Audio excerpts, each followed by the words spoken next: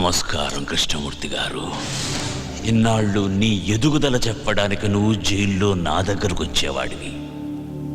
జీవితంలో మొదటిసారిగా నీ పతనం మొదలైందని చెప్పడానికి నేను నీ దగ్గరకు వచ్చాను.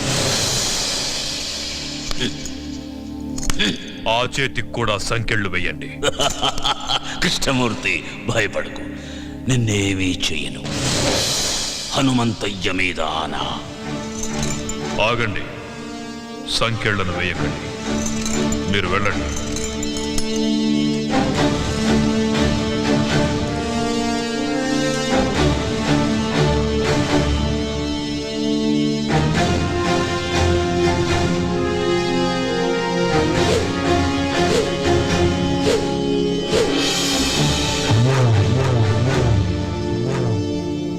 ఏం సీతారామయ్య, చంపనంటున్నావు?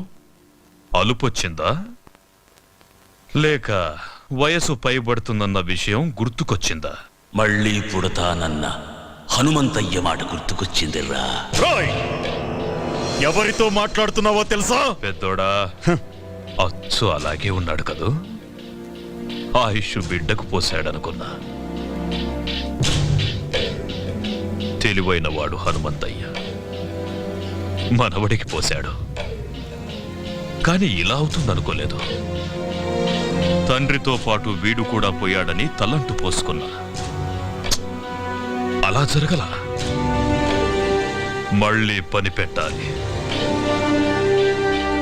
అరగంటలో ఏరిపారేస్తాను వాణ్ణి. కృష్ణమూర్తి, కరెంటు కంటికి కనిపించదు. నువ్వు పట్టుకోవాలని ప్రయత్నిస్తున్నావు. పట్టుకో, మాడి మసైపోతావు. నువ్వు ఆ రోజున చంపిన 100 మంది ఆఖరి కేకలు పురిటి కేకై పుట్టాడ్రా.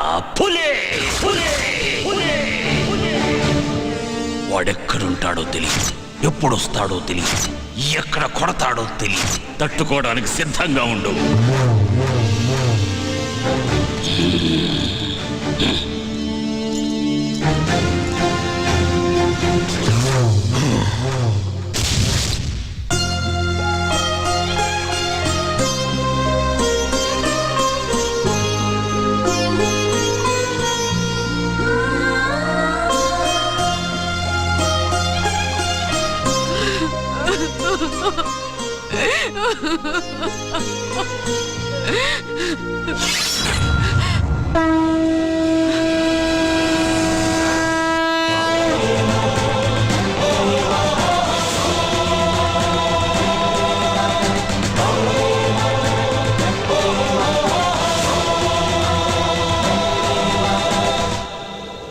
సీతారామయ్యను చూశాను. ఎందుకే నాకు చెప్పకుండా దాచావు? అలా దాయకపోతే నువ్వు కూడా నాకు దక్కేవాడివి కాదురా. మీ తాత చనిపోయిన కొద్ది రోజులకే మన దేశానికి స్వాతంత్రం వచ్చింది. మాకు స్వాతంత్రం పోయింది. ఆ కృష్ణమూర్తి స్వాతంత్ర సమరయోధుడిగా జనాన్ని నమ్మించాడు. మేము వాడికి భయపడి వలస వెళ్లే దిక్కులేని పక్షుల్లా మీ నాన్నతో పాలకుండ చేరాము. మీ నాన్నకు పెళ్లి చేశాను. నువ్వు పుట్టావు. కృష్ణమూర్తిని చంపడానికి సీతారామయ్యతో పాటు మీ నాన్న కూడా ప్రయత్నించాడు. అప్పుడే మేం బ్రతుకున్నామన్న సంగతి కృష్ణమూర్తికి తెలిసింది. మేమున్న ఇంటికి బాంబు పెట్టి పేల్చేశాడు. సరిగ్గా ఆ సమయంలోనే నిన్ను తీసుకుని గుడికెళ్ళాను. నువ్వు నేను తప్ప మీ అమ్మ నాన్న ఇద్దరూ చనిపోయారు. వాళ్లకు దాన సంస్కారాలు చేయడానికి కూడా నేను నోచుకోలేకపోయాను. నిన్ను తీసుకుని నాగులకొండకు చేరాను. కృష్ణమూర్తిని చంపడానికి సీతారామయ్య ప్రయత్నించాడని పేపర్లో చూశాను. సీతారామయ్య బ్రతుకున్నాడన్న సంగతి నాకప్పుడే తెలిసింది. ఆయన్ని చూడ్డానికి జైలుకెళ్ళాను. మనం బ్రతుకున్నామన్న విషయం ఆయనకు తెలిసి సంతోషించాడు. అన్ని విషయాలు చెప్పి నిన్ను తీసుకురమ్మని నన్నెంతో బతిమాలాడు. ఈ వంశానికి నువ్వొక్కడవైనా మిగలాలని నేను ఒప్పుకోలేదు. అప్పటినుంచి సీతారామయ్య నన్ను ఇప్పటిదాకా చూడను కూడా లేదు. నీకు ఈ విషయం తెలియకూడదని, కృష్ణమూర్తి నిన్ను చూడకూడదని నిన్ను ఇన్నాళ్ళు ఊరు దాటకుండా నీకేమీ తెలియకుండా పెంచాను. నన్ను క్షమించరా. ఏడవకే బామ్మ, నువ్వు ఏడవటం నేను ఎప్పుడు చూడలేదు. నా కళ్ళల్లో కన్నీళ్లు చూడకూడదని నీ కళ్ళల్లోని కన్నీళ్ళని గుండెల్లో దాచుకున్నావు. నానమ్మా, నేనెంత అదృష్టవంతుణ్ణి. అందరూ దేవుడికి తలనీలాలు మాత్రమే ఇస్తారు. నా తాత ఈ దేశం కోసం తలనే ఇచ్చాడే. మా అమ్మ నాన్న నాకు ప్రాణం మాత్రమే పోశారు. కానీ నువ్వు నాకన్నీ ఇచ్చావే. వదలను నానమ్మా, వాడిని వదలను. వద్దయ్యా, వద్దు. లేదు నానమ్మా, నా తాత తల ఇచ్చి ఒక్కసారిగా వీరమరణం పొందాడు. నా తల్లిదండ్రులు వాళ్ళు చనిపోతున్నారన్న విషయం వాళ్ళకే తెలియకుండా చనిపోయారు. వాళ్ళ గురించి వదిలేస్తానే వాణ్ణి. కానీ నువ్వు రోజుకొకసారి, గంటకొకసారి, నిమిషానికొకసారి, క్షణానికొకసారి చస్తూ బ్రతుకుతూ ఇన్నేళ్లు నన్ను నీ గుండెల్లో దాచుకుని పెంచావే. నాకు ఊహ తెలిసిన దగ్గర నుంచి ఇంత వేదన నాకు కనపడకుండా నీ మనసులోనే దాచుకున్నావే. అలాంటి దారుణమైన శిక్ష వేశాడేవాడు నీకు. అందుకు చంపుతానమ్మా వాణ్ణి. ఆశీర్వదించు. వద్దయ్యా, వద్దు. ఏనానమ్మా, ఆ కృష్ణమూర్తిగాడు నన్ను కూడా చంపేస్తాడని భయపడుతున్నావా? భయపడకు. నీ ఆశీర్వాదం నాతో ఉంటే పంచభూతాలు నా చుట్టూ తిరుగుతూ కాపలా కాసుకుంటాయి. వెళ్ళిరా అయ్యా.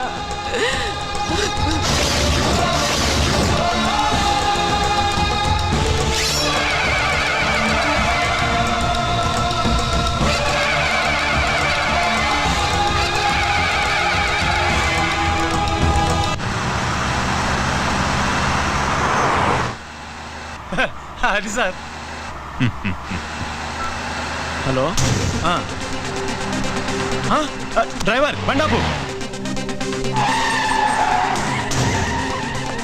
సార్.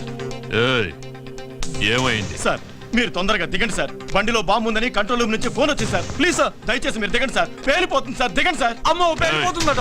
కూర్చోరా.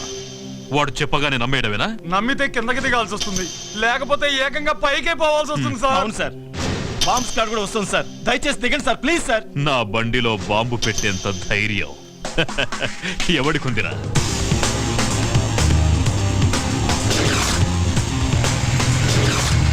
Come on, move.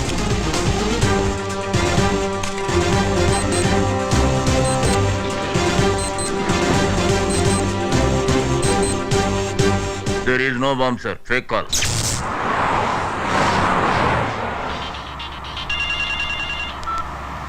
హలో, ఎవరు? నీ మొగుణ్ణి, ఎమ్ముణ్ణి. పిచ్చి పిచ్చిగా ఉందా? ఏం కావాలి నీకు? నీ ప్రాణం పోతుందని చెప్పడానికి ఫోన్ చేశా. తల తిక్కగా ఉందా? ఏయ్, అరవకుండా కారు దిగరా. లేట్ చేసావో లేట్ కృష్ణమూర్తి అయిపోతావు. నీ కారులో బాంబు ఉంది. నోర్ముయ్, ఇప్పుడే బాంబ్ స్క్వాడ్ వచ్చి చెక్ చేసి వెళ్ళిందిరా. నీ బామ్మ స్క్వాడ్ ఏం కాదు, అలా వచ్చి బాంబు పెట్టిందే నేనురా.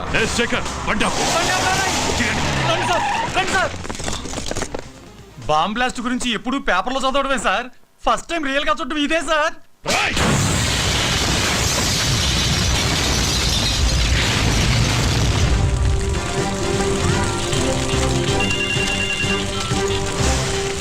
హలో, ఏరా, సౌండ్ విని సౌండ్ లేకుండా పోయినట్టుంది నీకు. ముసలి నోట్లో తల పెట్టాడుతున్నావు. నా గురించి తెలీదు నీకు. టోటల్ గా నీ పుస్తకం అంతా చదివేశానురా. అందులోంచి రోజుకో పేజీ చింపుతా. తొందరలోనే నిన్ను పంపాల్సిన చోటికి పంపుతా. నువ్వు మగాడివైతే నా ముందుకి రారా. ఆ సరదా కూడా తీరుస్తా. వస్తా. మీరిచ్చిన సమాచారంతో కేఎం గాడికి మొదటి జరికిచ్చా. వాడికి నన్ను చూడాలనే కోరిక మొదలైంది. వాడింట్లోనే వాడికి కనబడి రెండో జర్కిస్తా. నాకెప్పటికప్పుడు టచ్లో ఉండండి. అయ్యా నక్సలైట్లు మాత్రం కాదు, మీ మీద అటాక్ చేసే ధైర్యం అపోజిషన్ వాళ్ళకి లేదు. ఇంకెవరై ఉంటారయ్యా? ఏమయ్యా హోము, సార్. నీకేమైనా ఐడియా ఉందా? లేదు సార్, మొత్తం పోలీస్ డిపార్ట్మెంట్ అంతా అదే పని మీద ఉన్నారు. ఉండడం కాదయ్యా, కేఎం గారి మీద ఏగవాల్తే ఒప్పుకోను. అవసరమైతే మిలిటరీని దించు, మీ ఆవిడ ఊరికి పంపించు, నువ్వు కూడా ఇక్కడే పక్కేసు పడుకో. ఏయ్, ఆపో. ఏంటయ్యా చూస్తున్నావు? ఏం చూస్తున్నావు? నా పంచే లే వస్తామయ్యా.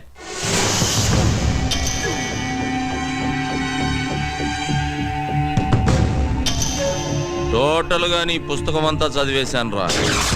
అందులోంచి రోజుకో పేజీ చింపుతా. తొందరలోనే నిన్ను పంపాల్సిన చోటికి పంపుతా.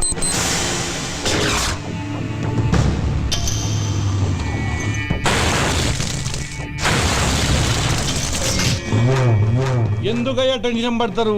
వాడు ఎట్టుంటాడో చెప్పండి. 24 అవర్స్ లో వాడి శవం తీసుకొచ్చి మీ కాళ్ళ ముందు పడేసి తీర్మానాడతా. ఎప్పుడైనా అడవికెళ్ళి వేటాడే పులిని చూసావా? చూలే. వాడచ్చలాగే ఉంటాడ్రా. దాసు, అయ్యా ఏ దాసు, అయ్యా. వాడే ఇక్కడే ఉన్నాడు. ఎవడయ్యా? వెళ్ళి పట్టుకో. నువ్వు టెన్షన్ పడకయ్యా, నేను పట్టుకుంటా కదా.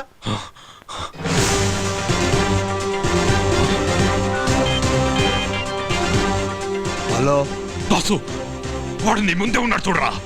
నా ముందటే ఉన్నాడా? అదేరా, కళ్ళ జోడు పెట్టుకొని. కళ్ళద్దాలు పెట్టుకోనా? ఈడైతే కాదు కదా. వాడు కాదురా, ఇటువైపు. ఇటు పక్కన. వాడు వెళ్ళిపోతున్నాడు చూడరా. నాన్న భారతరత్న,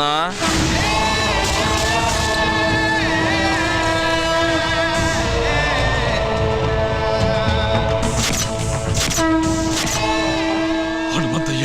రేయ్ ద్రోహి, వద్దు, నన్ను చెప్పదు. ఏం చెయ్యి నాన్న? రమ్మన్నావుగా వచ్చా. నీకు ఇంకా టైం ఉందిలే. నాన్న చెమటలు తుడుచుకోరా. నీ చావుకి చాలా డిజైన్లు చేశాలే. నువ్వు తినే అన్నంలో నేను విషమునై కలవచ్చు నాన్న.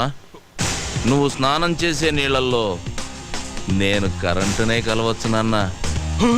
నువ్వు నిద్రపోతుంటే నేను కత్తినై నీ గుండెల్లో దిగొచ్చు. ఏదేమైనా 26వ తేదీలోగా నువ్వు ద్రోహివని జనాలకు నిరూపిస్తా. నువ్వు భారత రత్నానివి కాదురా, భారత ద్రోహివి.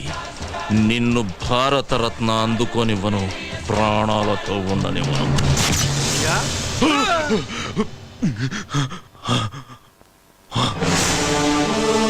మొత్తం దోళనమయ్యా, ఎవడు కొత్త లేడయ్యా. ఇక్కడికి వచ్చి వాడు ఈ కేఎంనే బెదిరించాడు. రా దాసు. అయ్యా, వాడెక్కడున్నా సరే హైదరాబాద్ జల్లి పట్టిస్తా. వాడి తలకాయ తీసుకొచ్చి మీ కాళ్ళ ముంగటేస్తా. వాడు నేను తేల్చుకుంటా. ఈ దాని సంగతి చూపిస్తా.